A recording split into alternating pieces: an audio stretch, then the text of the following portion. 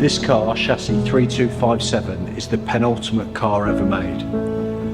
Produced on February the 7th, 1963, a day before the curtain came down on the production line for the SL Roadster.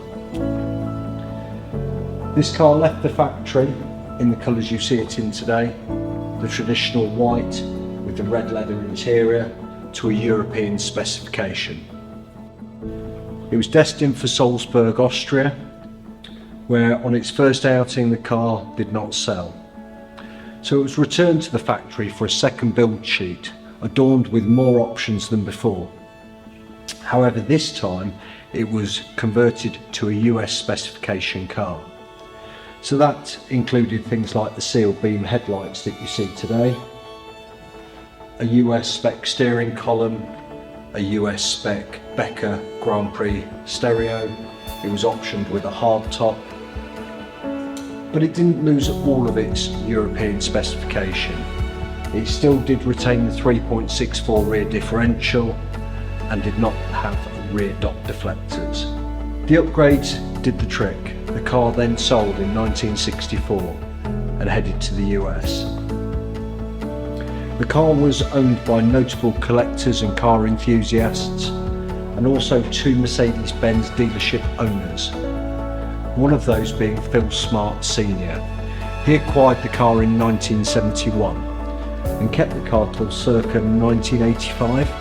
The car changed hands throughout the coming years, and the car was then acquired back in 2000 by Phil Smart Jr. He brought the car back to the USA. He had Rudy Konachek from Rudy & Company repaint the car. It was a bare metal respray, just purely as it had shown the test of time. It required a fresh lick of paint. The car was then gifted to his father in 2000. They kept the car for a further 14 years, and after that time the car was then sold to Bruce Canepa, the renowned car dealer. It was then acquired by our customer and car collector and brought back to the UK.